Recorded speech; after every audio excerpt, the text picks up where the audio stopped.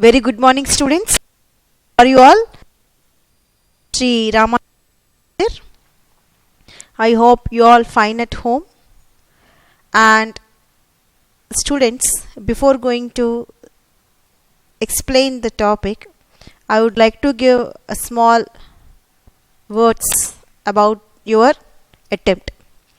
See, students, as you are going with the online platform nowadays, so here we are giving the lectures and we are recording and also we are giving the online classes. So I hope you all are listening the classes and watching all the videos. So then I want to give a small suggestion for you people that don't waste the time. Okay, see students, time is so valuable, and so each and every day you have to work hard to achieve a grand success in the future. So if you I think everybody want to achieve a success, right? So we used to have that desire, but unless the hard work, you can't reach the success point. So I think you are not a small kids, right? You all are at the age of adolescent age group. So just you need to balance the things in the appropriate manner. Okay, understand students? Maintain running notes. Try to watch all the recorded as well as the live videos. Okay, don't neglect these classes, students. These are very important. We are taking a lot of strain to give the videos. Okay, understand students? That's all. Let us go into the class. Already we have started a new topic, that is diversity in the living organisms. So you might have idea about the biodiversity. There are great variety of living creatures in the nature. So either plants, animals, or the microorganisms. So we are having different varieties of species of plants as well as animals. In the same way we are having the microorganisms also. Then here, so it is very tough for us to remember all the characteristic features exhibited by these different living creatures. So this task of studying diversity of the living organism can be made easier and effective if they are arranged in a orderly manner, right? And so this here we are going to learn about the classification, right? So there are enormous varieties of living creatures in the nature. So this enormous varieties of life around us has evolved on the earth over a million years, and some are very closely related to each other, whereas some are not much closely related to each other. So it is practically impossible to study each and every individual for a student, and also it is very difficult to remember their names, characters, and the uses, right? So to avoid this problem, see, grouping and the classifying the organisms on the basis of their similarities and the differences help us to know about them even if we have not seen them directly, right? So now classification is an arrangement of organisms into groups and subgroups on the basis of their similarities and the dissimilarities exhibited by the every living creature. So that is the definition for classification. Once again I want to give the definition, students. Classification is the arrangement of organisms into groups and subgroups basing on their similarities and dissimilarities exhibited by the living creatures. And so importance of the classification, right? classification makes the study of large number of living organisms so easy.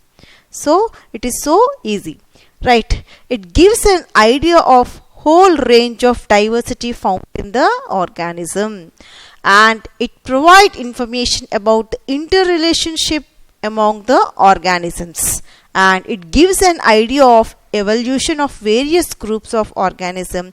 Evolution is the complex process by which characteristics of living organism change over many generations. Very important point about the evolution, students. Evolution is the complex process by which the characteristics of living creatures change over many generations. Then the last importance of our classification is it gives the system for identification of known and unknown organisms. Okay, so these are the importance of classification. Right now, so just now I explained the meaning of classification as well as the evolution. See students, evolution has two main perspectives, microevolution and the macroevolution. So if it is micro, here the minor evolutionary changes of population usually viewed over a few generations known as microevolution. If it is macro, the major evolutionary events usually viewed over a long period, such a formation of different species from the common ancestor is known as macro. And based on the evolution, organisms can be divided into two types. Here, so basing on the evolutionary changes, the organisms are classified into two types, primitive and the advanced. So what do you mean by primitive? These are also known as lower organisms, right? It is the organism which has simple body structure and ancient body design that have not changed much over a period of time. There is no expected changes in the particular living creature over a period of time. So those are said to be primitive organisms. So bacteria, protozoans, so all these are the best examples for the primitive. The reason is that they are nothing but the prokaryotic cells. So they are not having the enveloped nucleus within the cell. Naked nucleus is present. So already we discussed the differences between the prokaryotic cell and the eukaryotic cell in the first lesson, I think. Okay, all the primitive, most of the primitive organisms used to have the prokaryotic cells, right? Prokaryotic cell, right? And let us see about the advanced organism, or also known as higher animals or higher organisms. Here, organisms have complex body structure and the evolution and are known as advanced organisms. So here for example, human beings are the advanced organisms, as we are having the different structure of organizations, organs. So organ system is there. So in our body there are a lot of evolutionary changes which took place to become a complete Homo sapien, that is human being. So this is about the introduction of the classification and the evolution. And let us see, I explained, no, to make the study easy for the learners. So they have introduced a separate system of classification for different living creatures. See, this classification is not a simple step process, but it involves hierarchy of the steps. Means the steps, so different levels are involved. Like each step in the hierarchy represents the rank or a category. So since the category is a part of overall systematic arrangement, so it is called taxonomic category. All the categories together constitute the taxonomic hierarchy, right? So each category referred as the unit of classification, and so in fact represents a rank and is commonly termed as a taxon. The taxon ranges from it is having, see, fundamental characteristic to the much more specific characteristics. So let us see the hierarchy of the classifications. See, we'll get species, genus, family, order, class, phylum, and the kingdom. So these are the different levels of hierarchy steps in the classification. Like, see, first let us discuss about the species, right? And species is the smallest taxon is a species. At this level, organism look alike, and they are able to breed with one another. See what is the correct explanation for the taxon is smallest taxon is the species, right? And at this level, organisms almost look alike, and they are able to breed with one another. And genus, the next largest taxon is the genus, and at this level a group of similar species that are closely related to each other. So first I'll give you the different I'll give the explanation of different steps which are involved in the hierarchy, then I'll explain same steps with the examples, right? So just I have given the species and the genus. Let us continue the next levels, that is family, order, class, phylum, and the last one is kingdom. So let us see the family.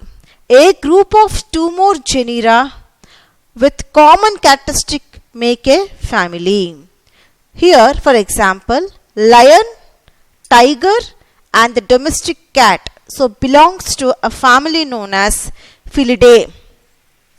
So what is the name of the family, students? Felidae. So it is the family name is Felidae, which involves lion, tiger, and domestic cat. So they have given the scientific names of lion, tiger, as well as the domestic cat. So let me say that also. So lion, Panthera leo, tiger, Panthera tigris, and if it is domestic cat, this is Felis domestica. So these are the different organisms or different animals kept under the same family, that is Felidae. Next, let us see the order. Right, a group of related families make an order. So order is next to the family. A group of related families make an order. So here they are giving the example: cats, dogs, foxes, etc. grouped under the order called Carnivora. So Carnivora is the name of order under which dog, cat, dogs, cats, and foxes also included. So all these different animals will come under same order. That order name is Carnivora. Right? Next to this order is class. Okay. That's related order makes a class. Example. So several orders like tigers, cats, dogs, monkeys, bats, and human beings belong to the class called Mammalia. Belong to the class called Mammalia. The reason is that all these organisms such as tiger, cat, dogs, human beings, so all these organisms or animals, they are having the mammary glands. They'll be feeding their kids with the mammary gland secretions. So basing on this characteristic feature, all these animals were grouped or placed under class. The name is known as Mammalia. Next, phylum. Next one is phylum. A phylum is the largest category with related class groups together. So, just phylum is next to class, no? Related classes, so placed under the phylum. Example. See, mammals, birds, reptiles, amphibians, like fishes, so they'll kept under the common phylum. So, that is called chordata.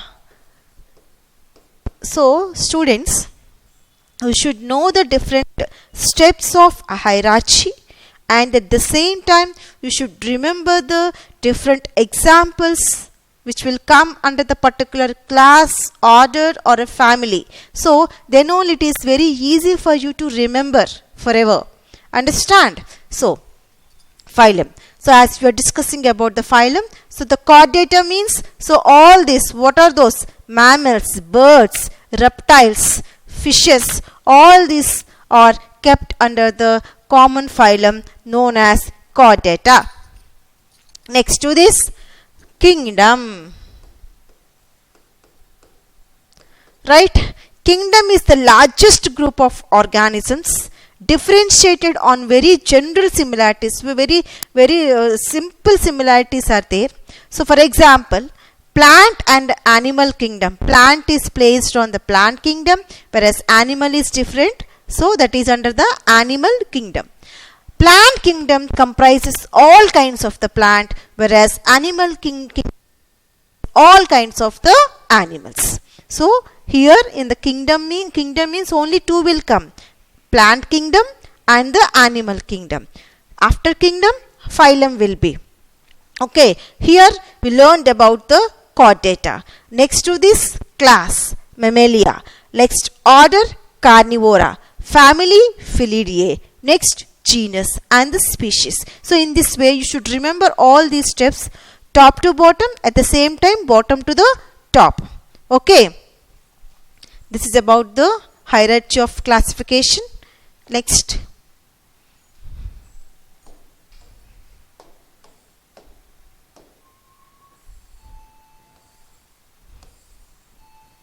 See, students,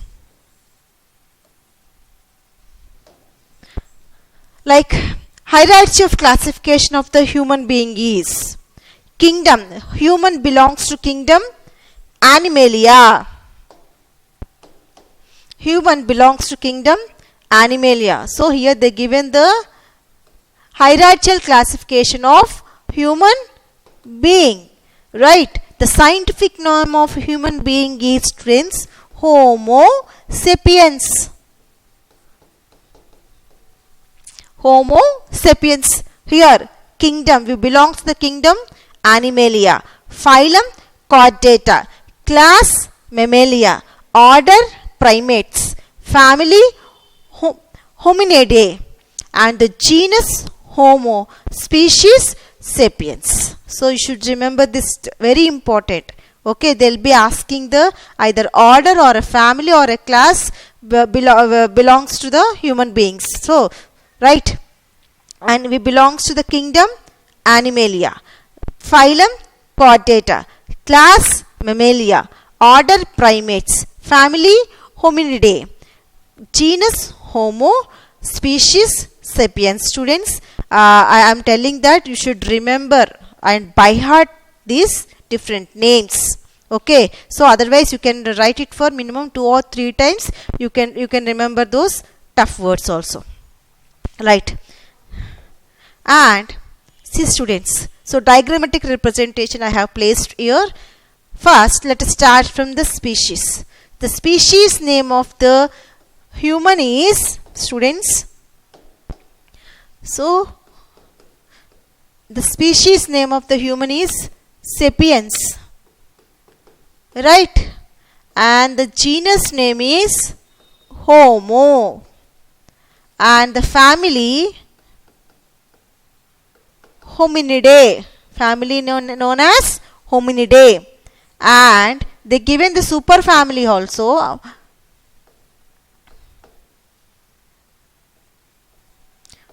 Hominoidae, and next they gave that order and suborder also. See, these are the picture showing the hierarchy of human being. And let us see the study about the taxonomy.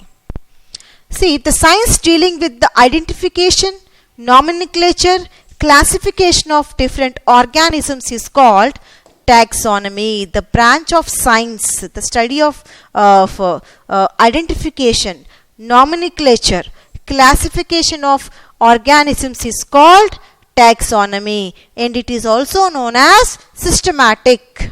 Okay, either we can also call it as systematic. So actually, Swedish scientist, his name is Carolus Linnaeus. His name is Linnaeus. So he is the one. So he will be known as father of taxonomy. The reason is that he is the person first discovered the classification. He gave the names to the different organisms. So he'll be considered as the father of taxonomy, Carolus Linnaeus. Very important. So you need to remember his name. Next, let us study about the species. See, species is a group of organisms with similar structure, function, and the behavior that are capable of interbreeding with one another. So because of these capabilities, close similarities, similar characteristic features, they can capable of interbreed each other. So that is about the species. Species is a group of organisms with similar structure, function, behavior, and capable of interbreed each other is species. Like, so here they given the example of crow. We have two types of crow, students. One is common house crow, and so it is found in the plains around us or nearby our houses. So the other is jungle crow. So other one is jungle crow, and these two crows differ in their intensity of the black color on the neck, and the size also they'll be differ and shape of the beak also. So we can find lot of differences between the house crow as well as the jungle crow. But both are crows, but they cannot interbreed. So both are crows, but they cannot interbreed. So thus they are different species. So though they appears to be crows, but not breed each other. So that is the reason. So they are placed under the different species. So you just remember, you just first once again read the organisms which they have the close similar structure, similar function, similar behavior, and they have they should capable of interbreed with another one. So only those should be placed under the common species. If not, they'll be placed under the different species. Right? Next one.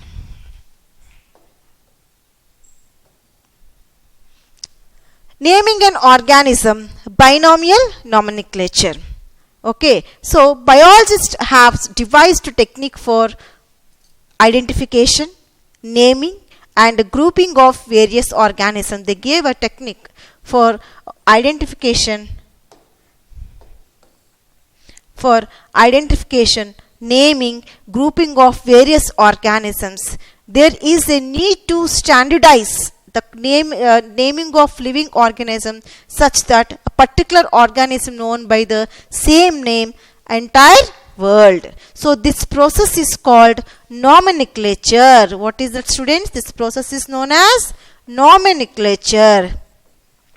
So common, giving the common name for entire world. So human beings, so Homo sapiens is the common nomenclature given by the scientists to the human beings. So nomenclature is the process of giving scientific names to the plants and animals. So what is the nomenclature, students? It's the process of giving scientific names to the plants as well as the animals. So entire world. So for example, mango is there. So mango is in English word. Okay. So if it is in Telugu, it is Mamidi Pandu. Okay. So depending upon the languages, the name also changes. So it is also very tough for a student to learn or remember these many different things. So if you'll have a common name for whole world, that is Mangifera indica. The scientific name of the mango is, students, is Mangifera indica. It is the common name, so it is the scientific name given to the mango by the scientist. So the nomenclature is the process of giving scientific names to the plants and the animals. Okay, this is about this is nothing but the binomial nomenclature. So this name should have two names. That is the reason. So binomial nomenclature. By, let us see next one. See, let us describe about the nomenclature, students. Here, nomenclature is essential for effective communications, right? And unless the organisms are named, we cannot tell other people what we are referring to. Many organisms have local or common names. So these common names differ in the different languages. Just now I given the example of mango. So in different parts of the countries around the world. So for example, banana in English we'll call kela. So banana in English we'll call banana, and in Hindi it is kela. Punjabi and Gujarat it is kol in Assamese, and the kala in the Bengali, and the kadali in the Marathi. So fruit is same, but we have different names. So find out the common name of following animals and the plants in the many languages, as you can see. So they given the small task for you people to do that. So let us go with the next slide. Right. So I would like to give actual description for the nomenclature, and thus in order to facilitate the study, a number of scientists have established a procedure to assign scientific name to each and every organism. See, for the student to remember these names of different living creatures, scientists have facilitated and they have given a new scientific name to the each and every living creatures. Right. So this is acceptable to the biologists all over the world. So all over the world, all the biologists should accept this name. And scientific names are based on the agreed principles and the criteria which are provided in International Code for Botanical Nomenclature and International Code for Zoological Nomenclature. If the first one, if it is botanical nomenclature, it is completely concerned to the plant, and if it is zoological nomenclature means it is confined to the animals. Right. So scientific names ensures that each organism has only one name. Right. Biologists follow universally accepted principles to provide the scientific names to the known organisms. And so Carolus Linnaeus devised a binomial system of nomenclature in which organism is given two names. So just now I am shown it's his picture, Mr. Carolus Linnaeus. So he gave the binomial nomenclature, so in which organisms are given with the two names. That's the reason binomial. Bi means two, right? So first name is, it is a generic name. So first name is, students, generic name. So which It shares with other closely related organisms which has the features similar enough to place them in the same group. So genus name means, students, it share with other closely related organisms which has the features similar enough to place them in the same group. And if it is specific species name, it is so specific name and which distinguishes the organism from all other species. No other organism can have the same combination of genus and the species, right? So certain conventions are followed while writing the scientific name. So we should follow some rules and regulations in writing the scientific name for the organism, right? So what are those? The name of genus begins with the capital letter. So if it is Mangifera indica, we should start with the capital letter. And the name of species begins with the small letter. So if it is Mangifera indica, and it should start with the small letter indica. Okay, the species name should start with the small letter. And when the printed, the scientific name is given in the italic form. The version of the style of writing of Mangifera indica, the scientific name of mango, right? It should write in the somewhat italic form.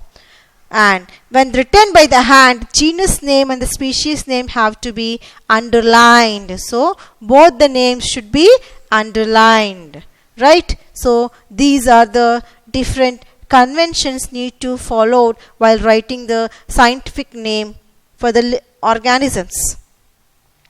Here I gave for the Mangifera indica, it is the scientific name of mango, and here for the human, scientific name of human is Homo sapiens, and if it is for mango, Mangifera indica. See students, they given that. So let us first discuss about the here. This is for the human, right? And this is for the mango.